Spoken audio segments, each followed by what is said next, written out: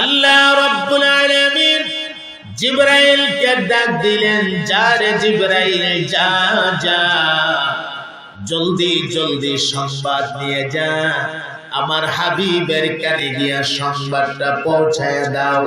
আমার বন্ধুর সাহাবী বেলাল দেখতে যদিও সুন্দর না, চেহারার গঠন যদিও ভালো না, জিহ্বার আগা বাড়ি কথা স্পষ্ট হয় না, কিন্তু বেলাল যখন আল্লাহু আকবারের ধ্বনি দিয়া ডাক মারতো গো, 7টা আসমান পাড়ি দিয়া বেলালের আজানের ধ্বনি আমি আল্লাহর আরশে আজিমের মধ্যে পৌঁছে যাইতো।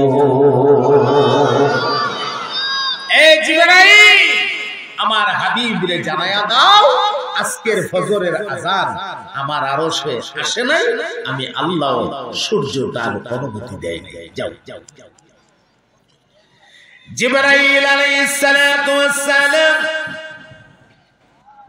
600 নূরের পাখা বা ডানা লাগায়া একসঙ্গে ডানা বাড়ি দিয়া খুব দ্রুত গতিতে আল্লাহর হাবিবের কানের গোড়ায় এসে হাজির হয়ে সালাম দিয়ে দিলেন, আসসালামু আলাইকা ইয়া রাসূলুল্লাহ।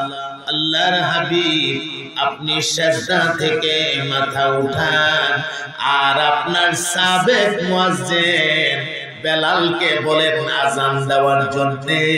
আল্লাহ রাব্বুল আলামিন বলেছে, আপনার বেলাল যতক্ষণ আযান দিবে না, আল্লাহ নাকি আসমানে সূর্য পাঠাবে না।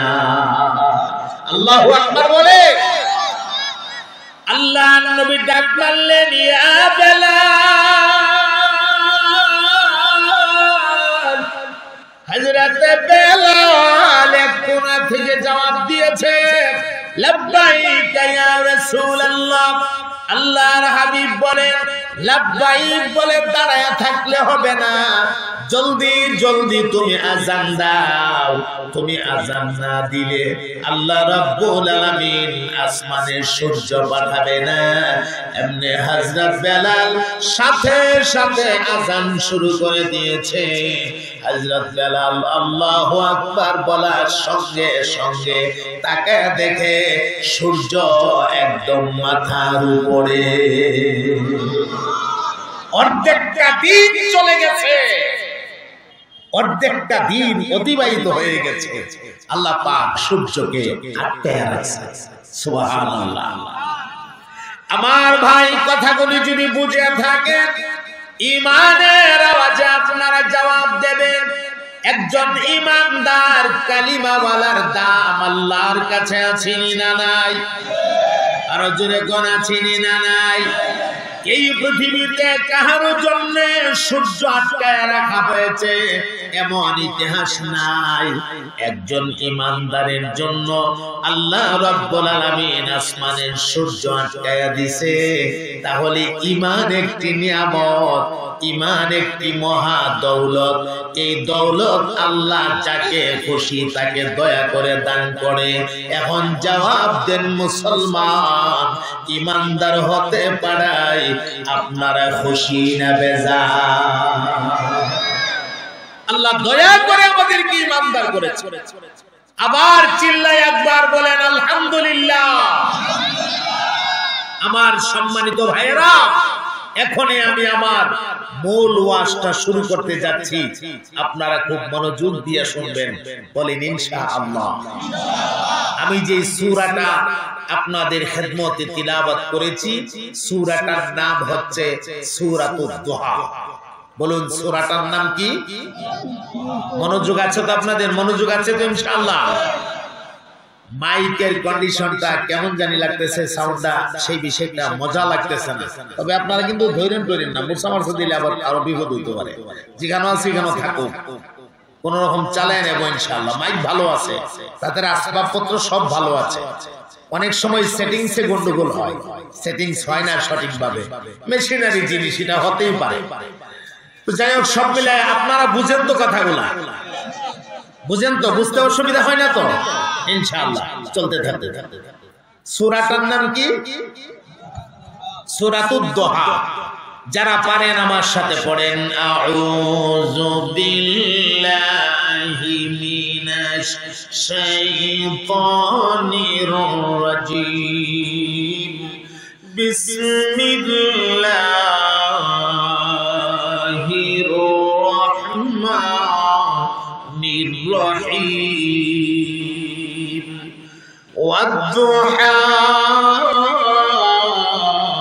والليل إذا سجى ما ودعك ربك وما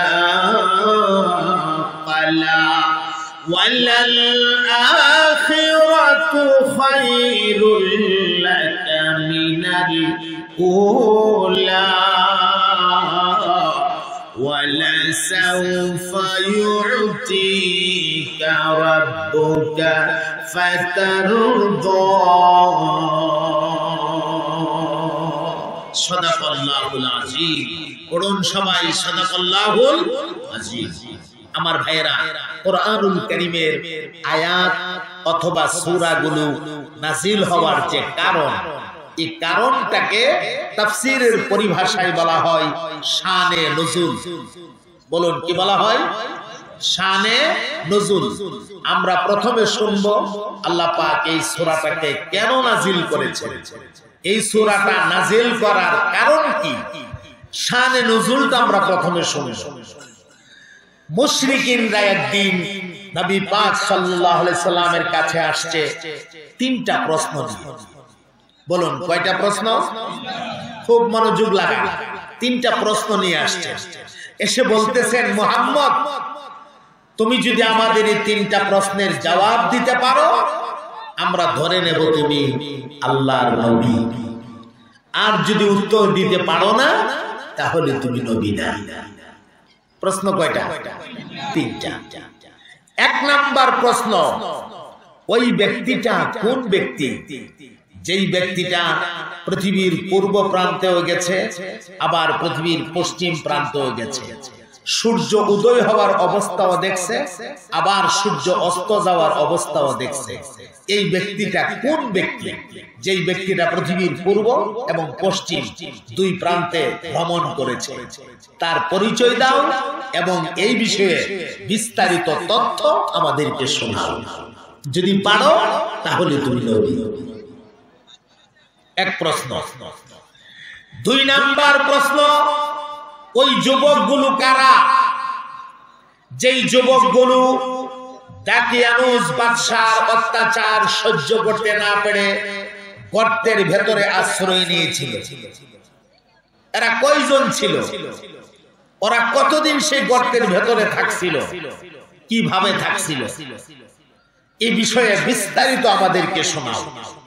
যদি শোনাইতে পারো তাহলে তুমি নবী, আর না হয় তুমি নবী না। কয়টা প্রশ্ন হলো? দুই। তিন নাম্বার প্রশ্ন, রূহ কি জিনিস? রূহ, রূহ বুঝেন তো? রূহ এই যে প্রাণ, আমরা যেটাকে বলি প্রাণ, আত্মা যেভাবে আমরা বলি, প্রাণ জিনিসটা কি? এই বিষয়ে আমাদেরকে বিস্তারিত তথ্য দাও। যদি দিতে পারো তাহলে তুমি নবী, আর না হয় তুমি নবী না। প্রশ্ন করলেন কয়টা? তিনটা। এখন যে কথাটা বলবো, এই কথাটা আপনারা মনোযোগ সহকারে শুনবেন এবং মনে রাখবেন, কারণ শানে নজুলের শেষ দিকে এই কথাটা আবার কাজে লাগবে। আল্লাহর হাবিব তাদের তিনটা প্রশ্ন শুননা রাসূল পাক জবাবে বললেন, তোমাদের এই তিন প্রশ্নের জবাব আমি দেব, জিব্রাইল আসার আগ পর্যন্ত সময় দাও। জিব্রাইল আসলেই আমি তোমাদের তিনটা প্রশ্নের উত্তর দিয়ে দেব। সময় চাইলেন, কতটুকু সময়? জিব্রাইল আসার আগ পর্যন্ত। মুশরিকিনরা বললেন, ঠিক আছে সময় দিলাম সময়। আস্তা দিন চলে গেল, জিব্রাইল আসে না, আল্লাহর হাবিব কোনো উত্তর দিতে পারে না। মুশরিকিনরা এসে জিজ্ঞেস করে, জিব্রাইল আসছে? কোনো আসে নাই তো, আমাকে আরেকটু সময় দেন। ঠিক আছে সময় দিলাম। পরের দিন একদিন অতিবাহিত হয়ে গেল। পরের দিন গিয়া কয়, জিবরাইল কি আসছে? আমাদের প্রশ্নের উত্তর কি দিতে পারবেন? কয় না, এখনো তো আসে নাই, আর একটু সময় দাও। এইভাবে করে 2 দিন, 3 দিন, 4 দিন, 5 দিন, 6 দিন, 1 সপ্তাহ জিবরাইল আসে না, রাসূল উত্তরও দিতে পারে না। এরকম করে একটানা 15 দিন পর্যন্ত আল্লাহ পাক ওহী বন্ধ রাখছে। কয় দিন? 15টা দিনের ভেতরে রাসূলের অবস্থাটা কি হয়েছে একটু কি ভাবতে পারতেছেন? ওরা সকালে একবার, বিকালে একবার, সকালে একবার, বিকালে একবার রাসূলের কাছে আইসা, মুহাম্মদ আমাদের প্রশ্নের উত্তর দাও। জিবরাইল কি এখনো আসছে না নাকি আর আইতো না? আমরা প্রশ্নের উত্তর দাও। আর এরা কত খুশি, এতদিনে মুহাম্মদ রে আটকাইছি, এতদিনে মুহাম্মদ রে আটকাইছি। 15 দিন হয়ে গেছে, উত্তর দিতে পারে না, আর উত্তর দিতে পারবে না, মুহাম্মদ রে আটকাইয়া ফেলছি। নাউজুবিল্লাহ বলে। এদের মধ্যে কেউ কেউ বলতে লাগলো, এতদিন যে মুহাম্মদের কাছে শয়তানটা আইতো, এই শয়তানটা এখন আর আসেও না, মুহাম্মদ উত্তরও দিতে পারে না। অর্থাৎ জিবরাইল আমিনকে শয়তান বলে সম্বোধন করতেছে। আবার কেউ কেউ বলতে লাগলো, ও মুহাম্মদের খোদা এখন মুহাম্মদের প্রতি নারাজ হয়ে গেছে, অসন্তুষ্ট হয়ে গেছে, এই কারণে তো আর কোনো ওহী টহী পাঠা না, আর মুহাম্মদও আমরা প্রশ্নের উত্তর দিতে পারে না। গেল গা কয়দিন? 15 দিন হয়ে গেছে। সুবহানাল্লাহ।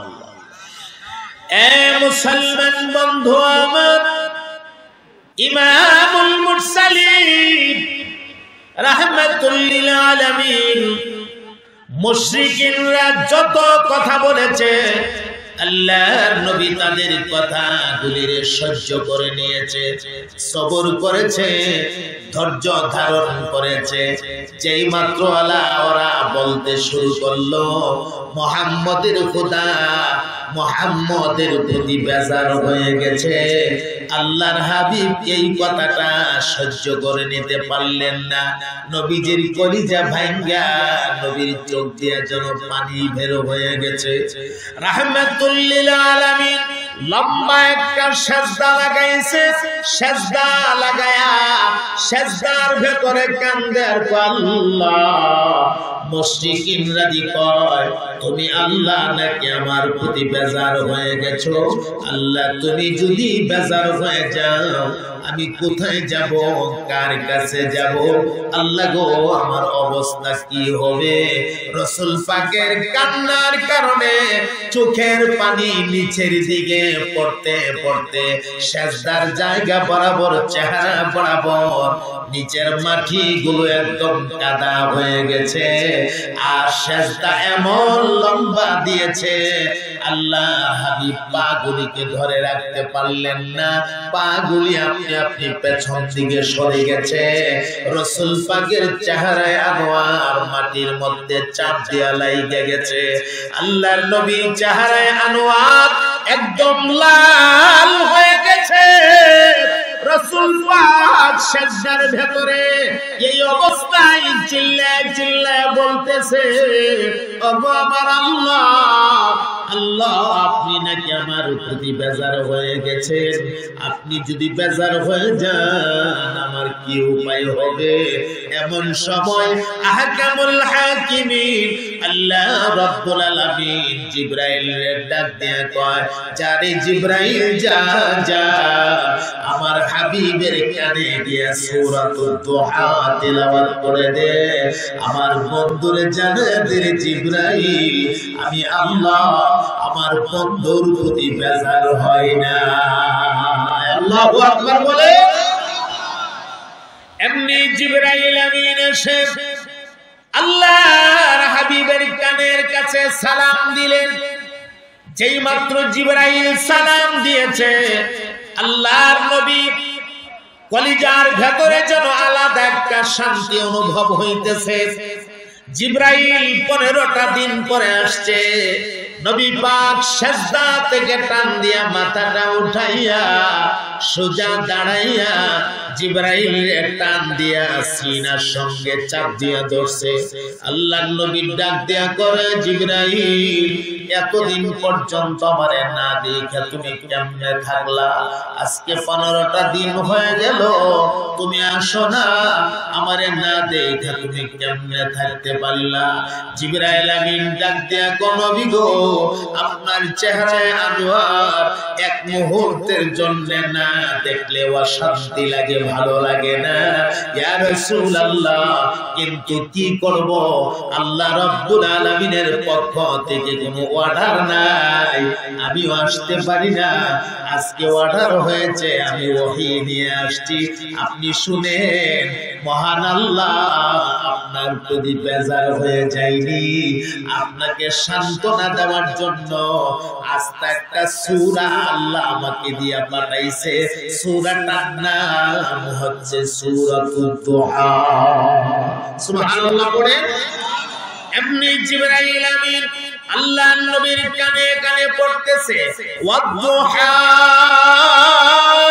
ওয়াল-লাইলি ইযা সাজা মা ওয়াদ্দাআকা রাব্বুকা ওয়া মা ক্বালা ওয়ালাল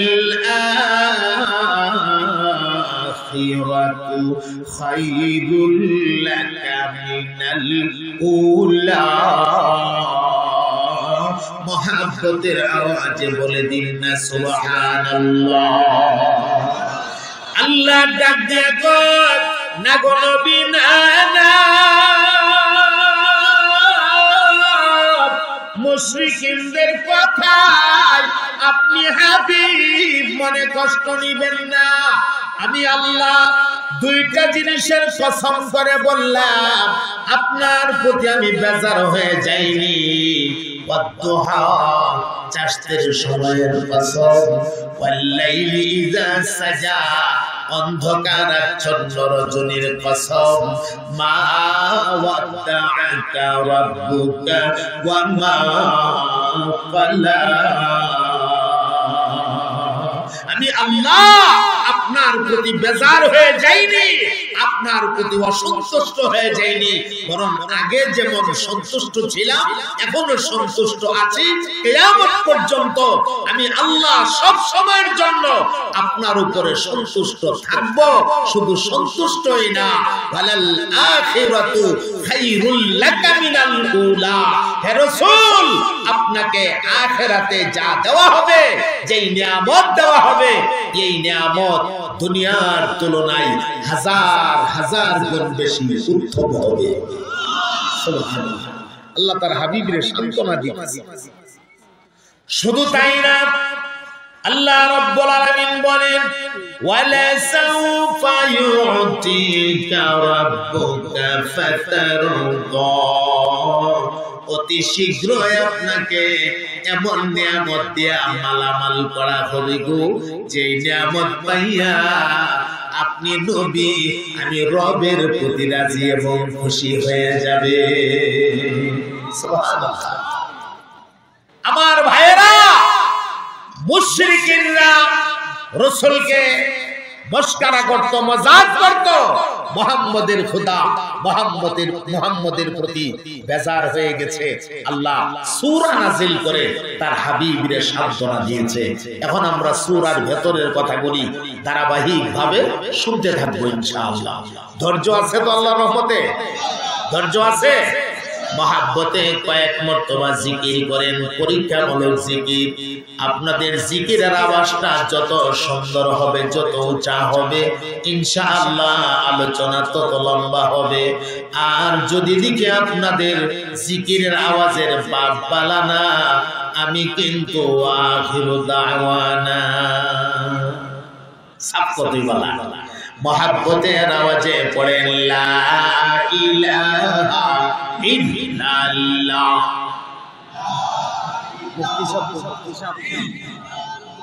আমার মুফতি শব্দ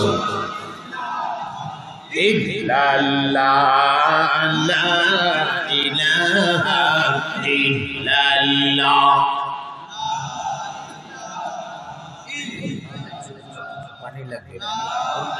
না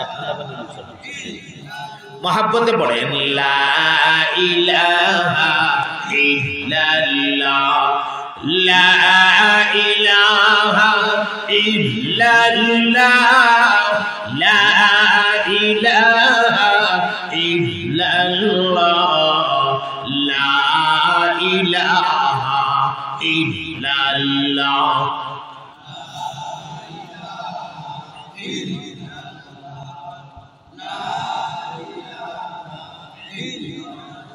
तेरे सेवा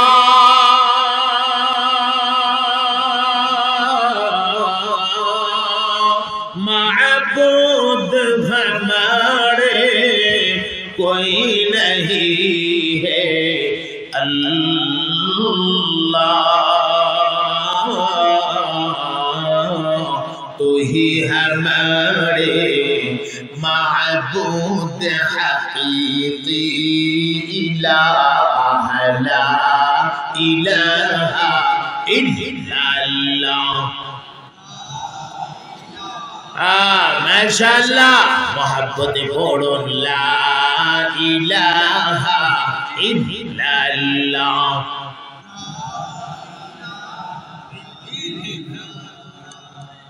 ला इलाहा इल्लल्लाह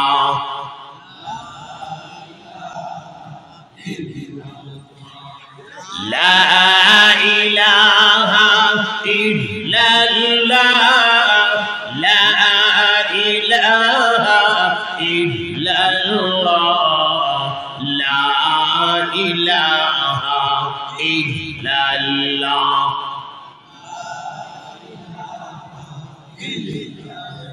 ला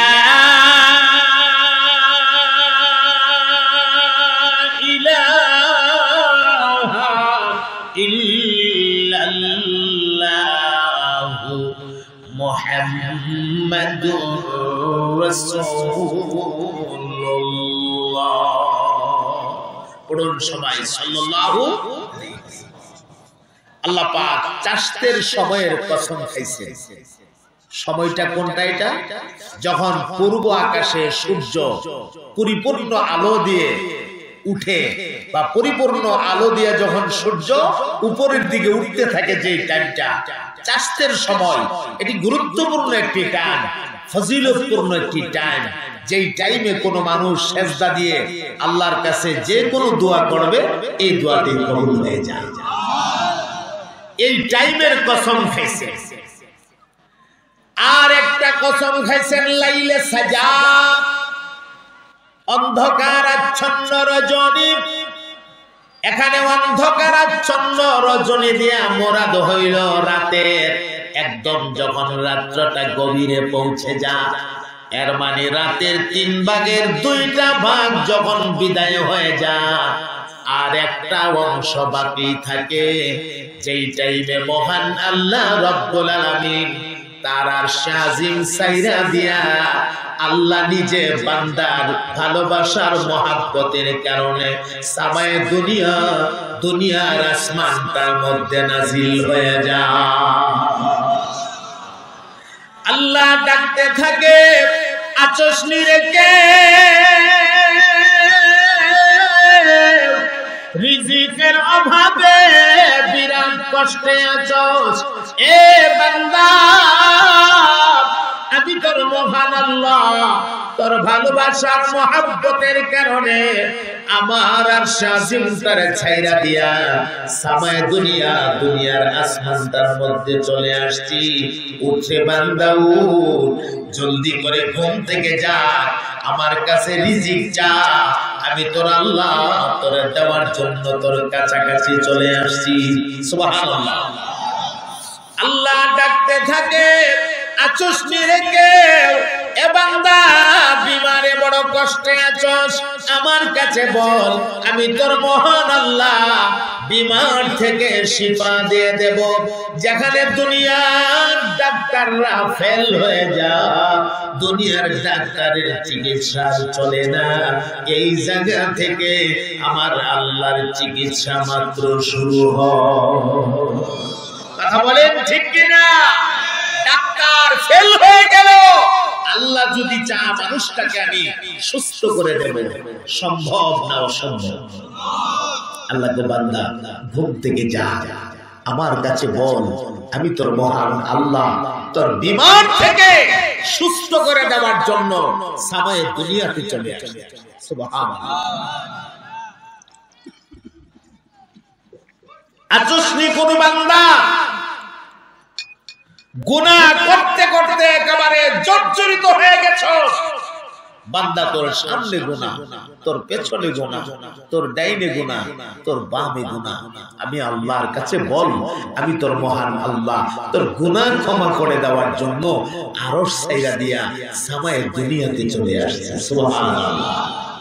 কিন্তু আফসোস, এ কথা সত্য, যেই টাইমে আল্লাহ আমাদেরকে ডাকে ঘুম থেকে উঠে বান্দা তোর জরুরতগুলো আমার কাছে বল, এই টাইমটার মধ্যেই বেশিরভাগ মানুষ আমরা ঘুমের উপরে বিঘুম থাকি। কথা কয় না, ঠিক কিনা? ঘুম আরো চাপে, লেপ খাতা কম্বল আরো টেন্ডা লাগাই, ঘুম বেশি করে চাপে, অথচ পশু পঙ্কিরা পর্যন্ত ঘুম থেকে জায়গা যায়। এই জন্য মুহতারাম হাজিরিন, আল্লাহ রাব্বুল আলামিন দুইটা জিনিসের দুইটা টাইমের কসম খাইলেন। দুটোটা টাইম বড় মাকবুল টাইম, দুটোটা সময় বড় মাকবুল সময়, দুটোটা সময় বড় আল্লাহর কাছে পছন্দের সময়। আল্লাহ ডাক দিয়া কো বান্দা আমার কাছে বল, আমি তোদের জরুরত মিটাইয়া দেব।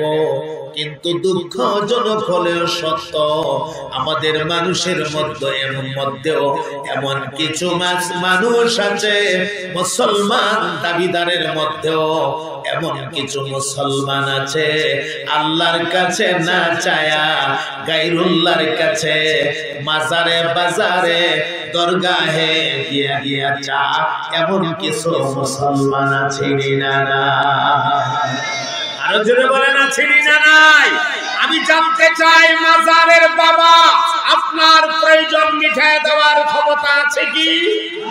আরো জোরে বলেন আছে? আরে বেচারা নিজেই তো এখন বিপদে, কোন হালতে আছে আল্লাহ ভালো জানে, ঠিক কিনা? আর তুমি গিয়া কো বাবা আমার একটা সন্তান দাও, তোমার বাবা তোমারে কইতে সন্তান দিত? আসেনি আসেনি। আমরা চাইবো কার কাছে? বলেন, সন্তান চাইবো কার কাছে? আমরা রিজিক চাইবো কার কাছে? আমরা হায়াত চাইবো কার কাছে? আমরা মৌতের জন্য প্রস্তুত থাকবো, আমাদের মৌত দেবেন কে? কোন সন্দেহ আছে? আমাদের চেয়ারম্যান সাহেব শুরুতেই বলছেন ব্যস্ততা আছে, ব্যস্ততার কারণে উনি শেষ পর্যন্ত বসতে পারবেন না, উনি একটু বিদায় নিতেছেন। আমরা ওনার সুস্বাস্থ্য কামনা করছি, আল্লাহ পাক ওনাকে সুস্থ রাখেন। আমিন বলেন, মহাব্বতে বলেন আমিন। সম্মানিত হাজিরিন, খুব মনোযোগ দেন। আমিও খুব বেশি একটা লম্বা করব না, আপনাদের খুব লম্বা সময় নষ্ট করব না। আমার একটা টার্গেট আছে, হ্যাঁ, এই পর্যন্ত গিয়ে আমি ইনশাআল্লাহ কথা শেষ দেব। কারণ ফজরের নামাজ আমাদের সামনে আছে। আমরা যদি আস্তা রাত ভর বয়ান শুনলাম আর ফজরের নামাজ পড়তে পারলাম না, এই ওয়াজের কোনো অর্থ হবে না, ঠিক কিনা? সারা জীবনের ওয়াজ যদি এক পাল্লায় রাখা হয় আর এক ওয়াক্তের এক রাকাত নামাজকে যদি অপর পাল্লায় রাখা হয়, নামাজের পাল্লাটা ভারী হয়ে যাবে, ঠিক কিনা? এটা ফরজে বাজে। কষ্ট হইতেছে আপনাদের নাকি রাত বেশি হয়ে গেছে? আল্লাহ তাআলা দুইটা টাইমের কসম খায়া তার হাবিবের সান্ত্বনা দিয়ে বলতেছেন, হে রাসূল আপনি তাদের কথায় মন খারাপ করবেন না, আমি আল্লাহ আপনাকে আখিরাতে যা দেব এটা দুনিয়ার তুলনায় হাজার হাজার গুণ বেশি উত্তম হবে। শুধু একটা মিসাল আপনাদেরকে আমি দেখাই, একটা মিসাল, বেশি না। হাসরের ময়দান যখন কায়েম হবে তখন কোন নবীর জন্য কোনো মাকাম থাকবে না, নির্ধারিত কোনো মাকাম থাকবে না। আমাদের নবী পাকের জন্য একটা মাকাম থাকবে। সুবহানাল্লাহ বলেন। আল্লাহ পাকের একটা আছে কুরসি, যেটাকে বলা হয় কুরসি। আল্লাহর যে চেয়ারটা, এই চেয়ারটার নাম কুরসি। আর আমাদের নবী পাকরে যে চেয়ারটা দান করা হবে, এই চেয়ারটার নাম মাকামে মাহমুদ। সুবহানাল্লাহ পড়ে। وَمِنَ اللَّيْلِ فَتَهَجَّدْ بِهِ نَافِلَةً لَكَ عَسَىٰ أَن يَبْعَثَكَ رَبُّكَ مَقَامًا মাহমুদা। আল্লাহ আমাদের নবী পাকরে মাকামে মাহমুদ দান করবে। কোন নবীর জন্য সেদিন মাকাম নাই। আদম আলাইহিস সালাতু ওয়াস সালামের মতো নবী, মানব জাতির শিকড় বা গোড়া, উনার জন্য মাকাম নাই। পয়গম্বর ঈসা রূহুল্লাহর জন্য মাকাম নাই। মুসা কালিমুল্লাহর জন্য মাকাম নাই। ইসমাঈল জাবিহুল্লাহর জন্য মাকাম নাই। পয়গম্বর জাকারিয়ার জন্য মাকাম নাই। পয়গম্বর ইয়াহইয়ার জন্য মাকাম নাই। পয়গম্বর ইউনূসের জন্য মাকাম নাই। পয়গম্বর আইয়ুবের জন্য মাকাম নাই। লক্ষাধিক নবী রাসূল আল্লাহ দুনিয়াতে পাঠিয়েছিলেন, কারোর জন্য সেদিন কোনো মাকাম থাকবে না। একমাত্র আমাদের নবীকে আল্লাহ পাক একটা মাকাম দান করবে, যেই মাকামটার নাম মাকামে মাহমুদ। সুবহানাল্লাহ। এই মাকাম থেকে রাসূল পাক সুপারিশের কার্যক্রম শুরু করবেন। সে অনেক লম্বা হাদিস, আমি যদি শোনাইতে চাই সময়েরও দরকার। আমার ভাইয়েরা, এরপরে হাউজে কাউসার আল্লাহ তাআলা আমাদের নবী পাকরে দান করবে। সুবহানাল্লাহ বলবেন না? পরকালের নিয়ামত, সবচেয়ে বড় যে নিয়ামতটা, এটি হলো আল্লাহ তাআলা আমাদের নবী পাকরে দিয়া আল্লাহর জান্নাতটাকে উদ্বোধন করবে। জান্নাতকে প্রতি রমজানে সাজানো হয়, জান্নাতকে উদ্বোধন করবেন আল্লাহ আমাদের নবী পাকরে দিয়া। আল্লাহ পাক আমাদের প্রতিটা মানুষকে, আমি যে কথাগুলি বলেছি এর ভেতরে সবক থাকলে কর্মজীবনে কাজে লাগাবার তৌফিক দান করেন। সবাই বলেন আমিন। আমরা প্রত্যেকটা মানুষ রাসূল পাকের মহব্বত দিয়া আমাদের কলিজাকে ভরব। আমাদের কলিজায় শুধু রাসূল পাকের মহব্বত আর মায়া দিয়া কলিজা আমরা ভরব। আমাদের দেহটাকে আমরা রাসূলের তরিকা দিয়া সাজাবো। বলেন ইনশাআল্লাহ। ইমামুল মুরসালিন রাহমাতুল লিল আলামিন শাহাদাত আঙ্গুলটাকে এইভাবে রেডি করে আবু জাহেলের মুষ্টির দিকে ইশারা দিয়া বললেন, আবু জাহেলের মুষ্টির ভেতরে আল্লাহর যে কোন মাখলুক তুমি থাকো না কেন, কালিমা পড়ো। যেই মাত্র বলছে কালিমা পড়ো, সাথে সাথে আবু জাহেলের মুষ্টির ভেতর থেকে কালিমায়ে শাহাদাতের আওয়াজ বের হয়ে গেছে। বিষয়টি খেয়াল করে, কালিমা বের হয়েছে কোন জায়গা থেকে? মুষ্টির ভেতর থেকে। তার মানে মুষ্টির ভেতরে আছে কি? মূর্তি, মানে আবু জাহেলের খোদা। সে যারে খোদা মানে, খোদা বানায় পূজা করে।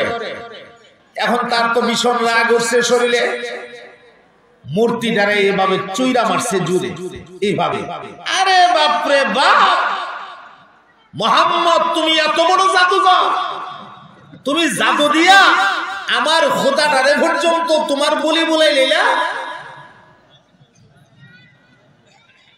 আগে বলছি কি কালিমা পড়বে, এখন কয় তুমি জাদুকর। ভাবতেছেন কপালে হেদায়েত নাই। ভাই হেদায়েত দেওয়ার মালিক কে? আওয়াজ দিয়া বলেন। আর আমরা যদি ইসলামের ইতিহাস লক্ষ্য করি, ওই হাবশী দেশ থেকে, তাও মালিক না, গোলাম মানুষ, হযরত বেলাল হাবশী রাদিয়াল্লাহু তাআলা আনহু রাসূল পাকের দরবারে আয়েশা আল্লাহর নবীর হাত মোবারকে ধইরা কালিমা পড়ে মুসলমান হয়ে গেছে। শুধু মুসলমান হয়েছে এমন না, হযরত বেলালের মাকাম এত উঁচা হয়ে গেছে, হযরত বেলাল আযান না দিলে আল্লাহ পাক আসমানের সূর্যকে আটকায় দিয়েছে। চিন্তা করছেন? মুনাফিক মার্কা কিছু মুসলমান ছিল, মুনাফিক বুঝেন তো, মুনাফিক দ্বিমুখী। রাসূলের দরবারে আসতে বলতেন আমরা আপনার সঙ্গে আছি। আবার যখন আবু জাহাল, আবু লাহাব, উতবা, শাইবা, ওলীদ ইবনে মুগীরাদের কাছে যাইতেন বলতেন আমরা তোমাদের সাথে আছি। পবিত্র কোরআন শরীফে এদের বিষয়ে আসছে, ওরা এরকম দ্বিমুখী কার্যক্রম পরিচালনা করতেন, দ্বিমুখী চলাফেরা করতেন। নাউজুবিল্লাহ বলে। وَإِذَا لَقُوا الَّذِينَ آمَنُوا قَالُوا آمَنَّا وَإِذَا خَلَوْا إِلَى شَيَاطِينِهِمْ قَالُوا إِنَّا مَعَكُمْ إِنَّمَا نَحْنُ مُسْتَهْزِئُونَ।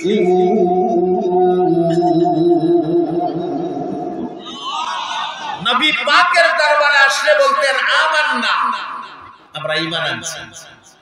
ওয়াইজা খালাউ ইলা শায়াতিনিহিম, আবার যখন ঘোড়ায় তারা তাদের মাতবরদের কাছে যাইতো, এরা জিজ্ঞেস করতো কিরে তোরা যদি দেখলাম মুহাম্মদের কাছে, ঘটনা কি? কালিমা টালিমা পড়ে লিখছস নাকি? মুহাম্মদের ধর্ম গ্রহণ করে ফেলছস নাকি? তখন তারা বলতো আরে না না, এত সোজা, ইন্না মাআকুম, আমরা তো তোমাদের সঙ্গে আছি। আমরার সাথে আসস? বলে হ্যাঁ। তাহলে মুহাম্মদের কাছে গেলে কেন?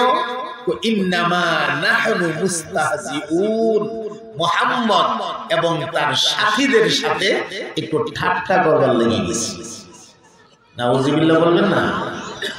ওরা একদিন আল্লাহর হাবিবের কাছে আইসা বলতেছে ইয়া রাসূলুল্লাহ, বেলালকে ভাল লাগে না, মুয়াজ্জিন পাল্টান।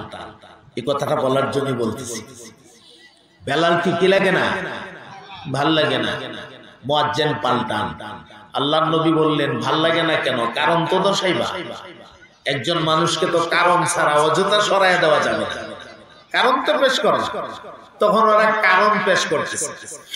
এক নাম্বার কারণ, বেলাল দেখতে সুন্দর না, কারণ দর্শাইছে, দেখতে সুন্দর না।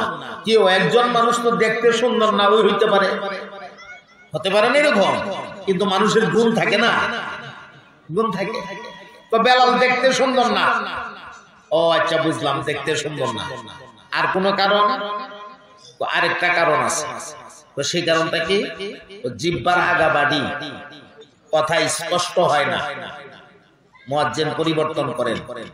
হযরত বেলাল রাদিয়াল্লাহু তাআলা আনহু উনি আশহাদু বলতে পারতেন না। আযানের ভেতরে যে আছে আশহাদু, উনি আশহাদু বলতে পারতেন না, উনি বলতেন আসহাদু। অর্থাৎ শিন বলতে পারতেন না, শিন বলতে গেলে সিন বের হয়ে যেত। আযানের ভেতরে একটা কলি আছে না, আশহাদু বলে না, নাই। আশহাদু আল্লা ইলাহা ইল্লাল্লাহ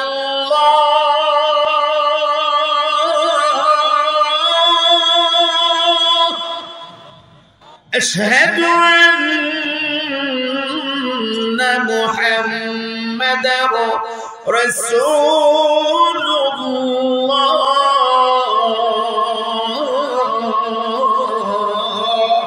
এই যে আশহাদু, আশহাদুর জায়গাতে তিনি বলতেন আসহাদু, শিন বলতে পারতেন না। ওরা কয় মুয়াজ্জিন পাল্টান, বলে কেন? উনি শিন কইতে পারে না, সিন কয়। তো এক বেচারার জিহ্বার আগা বাড়ি থাকলে কথা স্পষ্ট না হওয়াটা স্বাভাবিক, এমনটা হতেই তো পারে। এক বেচারা ছোট মানুষ তালুর বাড়িতে গেছে বেড়াইতে, তালুর বাড়ির পাশে বেড়াইতে গেছে। তো 2 দিন বেড়ায় তালুই, হ্যাঁ 2 দিন তো বেড়াইছি, এবার ছুটি দিন চলে যাই, তালুই কো না ফুটলা, আরেকদিন থাকো। কি কয়? না ফুটলা আরেকদিন থাকো, ফুটলা কয়।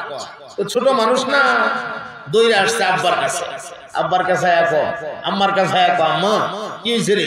আমরা তালুই যে আমার ফুটলা ডাকে। মা তো বাবা রে, তোর তালুই তোর ফুটলা ডাকে না, তালুই ফুটরা ওই ডাকে। তোর তালুর জিহ্বার আগাটা বাড়ি থাকার কারণে ফুটরা কইলে ফুটলা হইতে যায়, বলে ফুটরা হই, কিন্তু বাইরে জায়গা উঠলাম। তো মানুষের জিহ্বার আগা বাড়ি থাকলে কথা স্পষ্ট না হওয়াটা স্বাভাবিক। তো সম্মানিত হাজিরিন, আল্লাহর হাবিব এদের এই দুইটা কারণ শুনে রাসূল পাক মুয়াজ্জিন পরিবর্তন করলেন। ওই দিনের ফজরের আজান দেওয়ার জন্য হযরত আব্দুল্লাহ ইবনে উম্মে মাকতুম রাদিয়াল্লাহু তাআলা আনহুকে মোতায়েন করলেন। হযরত আব্দুল্লাহ ইবনে উম্মে মাকতুম রাদিয়াল্লাহু তাআলা আনহু নির্ধারিত টাইমে মসজিদের মিনারে ফজরের আজান দিয়েছে। আজান দিলে কি হবে রে ভাই? আজানের পর ঘন্টার পর ঘন্টা চলে যাইতেছে, সুবহে সাদেক হয় না, ফজরের নামাজের সময় হয় না, আর পূর্ব আকাশে সূর্য দেখা যায়। এখন তো বিরাট পেরেশানি। যারা বলছিল এইসব মুয়াজ্জিন ফালতানোর জন্য, এরা তো বিশাল পেরেশানি। এরা একজন আরেকজন রকম, আমরা কি করলাম? কাজটা মনে হয় ভালো করি নাই, সম্ভবত কোনো বিপদ ডেকে আনছি। আর হক্কানি মুসলমান যারা, তারা তো সবাই সেজদায়, সাহাবায়ে কেরাম আজমাইন সেজদায়। কি হয়ে গেল? স্বয়ং আল্লাহর নবী সেজদায়। সুবহানাল্লাহ। আহকামুল হাকিমিন আল্লাহ